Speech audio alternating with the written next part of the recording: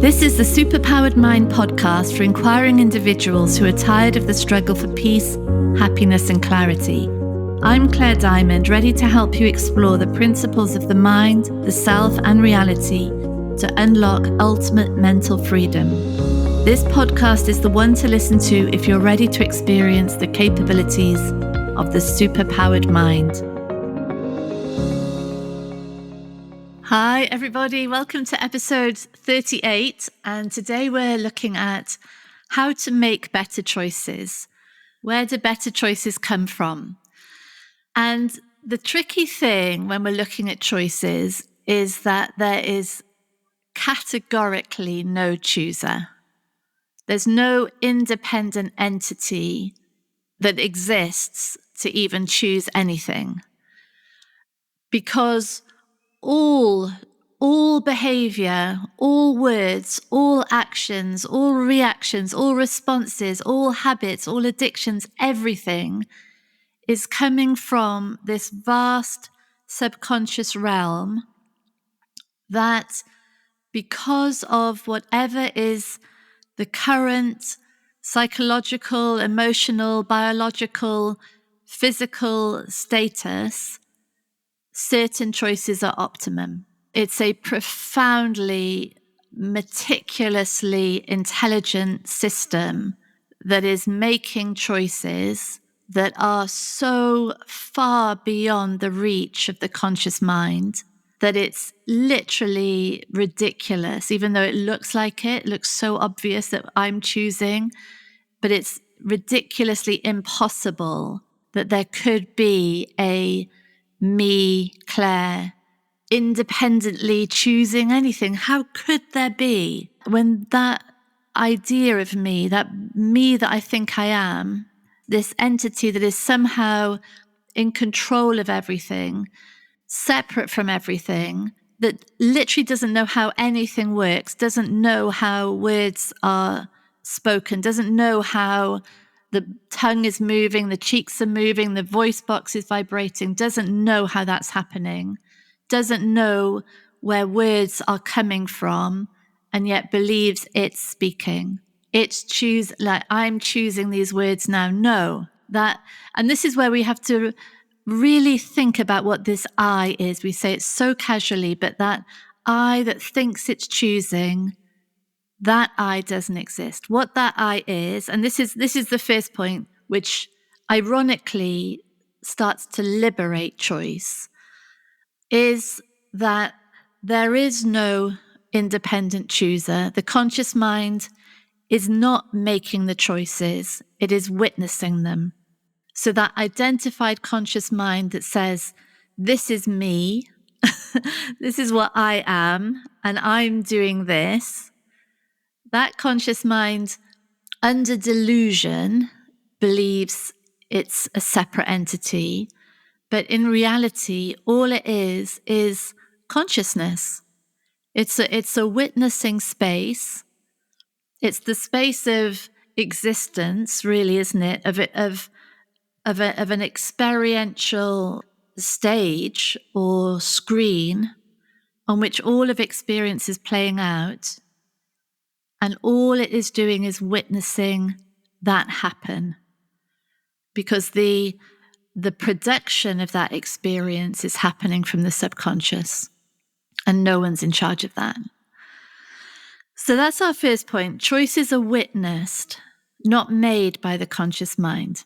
And the second point is that, ironically, that recognition of no separate entity to have free will is the beginning of mental freedom. It's the beginning of choices that are increasingly made in response to actual reality rather than in response to a subconscious realm of belief and projection and learned delusions, learned meanings, learned rules that don't apply anymore. Maybe they did once in the past, but now they're just relics, perhaps relics of old wounds or old trauma that choices are coming from.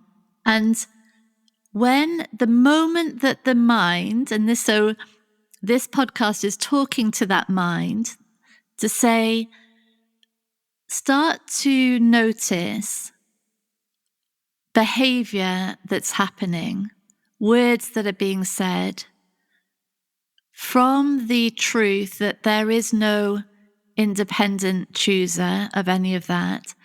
And instead, all choices are making manifest this hidden underground subconscious realm.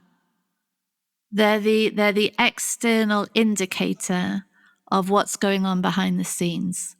And this is the freedom now, because instead of a mind that is identified in with the choices, I'm the doer, and the moment that happens, we're in the world of blame and shame. We're in the world of trying to control. We're in the world of exhaustion and desperation, trying to, for this entity that doesn't exist. This is the crazy thing. It doesn't exist, and it's trying to take ownership of something.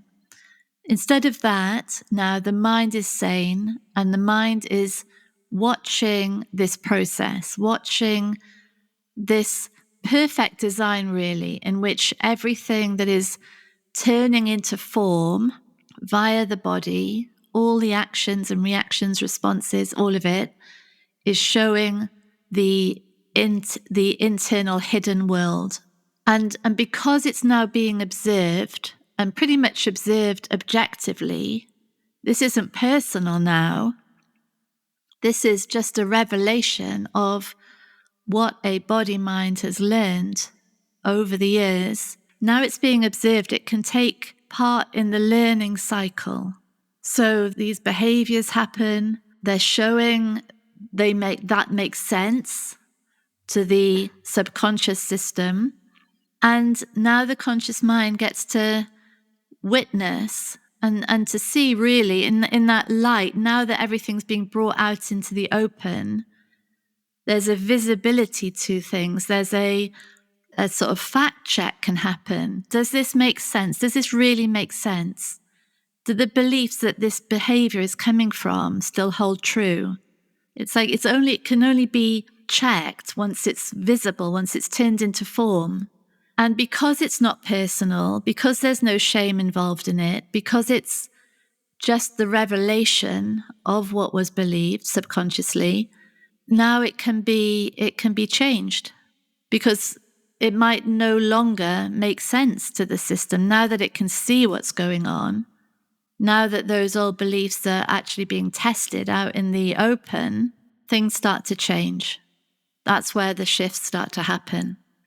So our third point is that all choices are the best available choices given the psychological, biological, emotional, physical state or status in that moment. And the choice itself is revealing that. So with the recognition that this is the best available choice given the subconscious landscape, comes the understanding of the whole system. It's no longer a system based on blame and shame and control. It's now based on information, on transparency, on sanity, on learning. And a new process begins of new information allowed back in, because now there's real genuine questioning, real inquiry. Why does this behavior jar? Why is this no longer making sense? Why is this habit in place when it's so destructive to the body? From shame and control and everything being personal, that habit is me, and I should be controlling it. And I can't, because that I think I am doesn't exist. But from the point of view of this habit is impersonal, it's the best behavior available given the current setup of the subconscious realm, and it's information now about what is being held on to, what's being believed, what's at stake.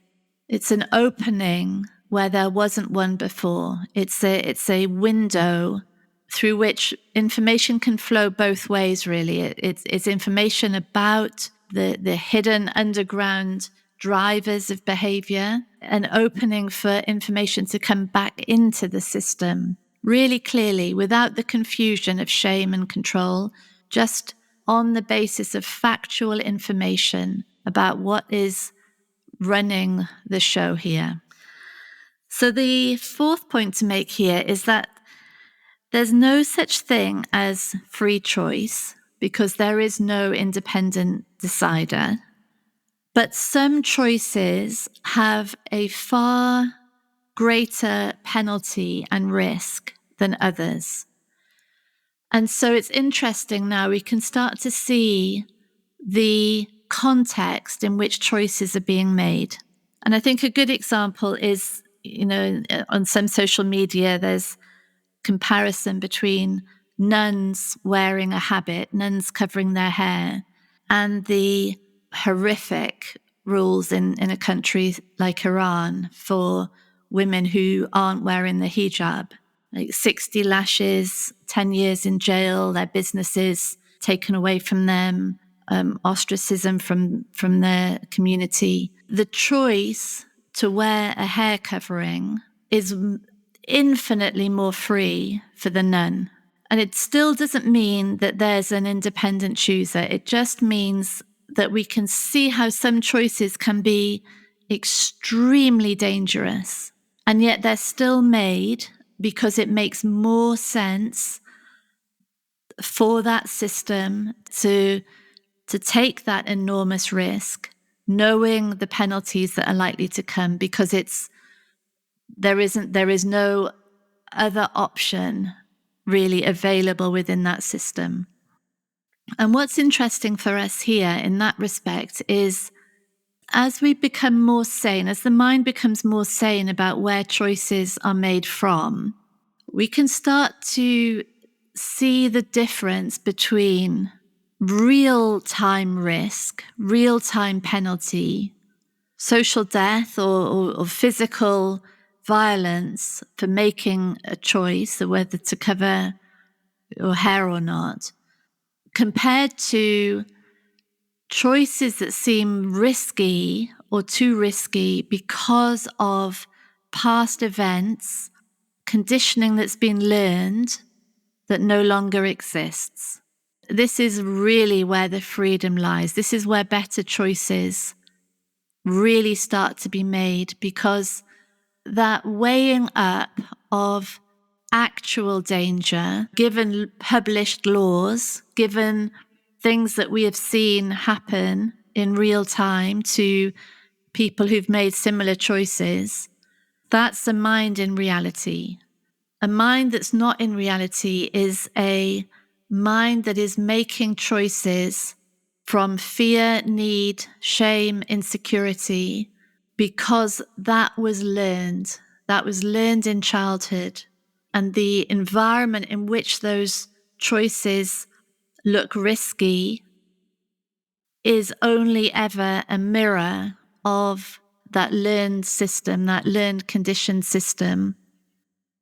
And there's a huge difference between real-time physical danger, real-time ostracism, real-time lashes and imprisonment, compared to the choices that look risky or impossible because of a conditioned system of need, fear, shame, insecurity, lack, that was learned throughout childhood, probably, and which now runs the show, but is running the show on the basis of a reality that isn't actual reality. It's a mirror image reality of the conditioning that has created that identified self, that identified mind. And so the more personal things look, the more identified we are with the choices, the more choices are made or not made in order to secure the belief system of what I am, the identity of what I am, not out of real-time implications to physical safety, but identity safety. That is a real clue that something else is running the show, that the whole system is operating not on real-time information, but on relics from the past, on beliefs and learnings that have no relevance today, but yet are kept in place, are continually updated by the same old information because it looks like current reality. There's a huge difference to choices made in real-time information compared to choices that are continually projecting and replicating the belief system of separation, the belief system of stabilizing or securing an identity, which has nothing to do with physical safety and everything to do with the stabilizing and securing of me as a separate, believed identity. And so this is why in all my courses, we always suggest moving through into that discomfort. When there isn't any physical danger, when there isn't any actual threat to physical safety, move into discomfort to really see, allow the system to learn, to allow it to bring in new information and to see for itself as an entire witnessing miraculous process what is actually true. Because from that new information now, which was going directly into the subconscious mind, a different self emerges, a different idea of self emerges in a different world. And because of that, different choices will make sense. And that's how change happens. And that's the freedom of recognizing that there is no chooser. There is a choosing system operating on the subconscious realm that is either open to new information or is continually re-traumatizing itself through its old belief system. And that is really where the freedom of recognizing no free will, no free chooser comes about.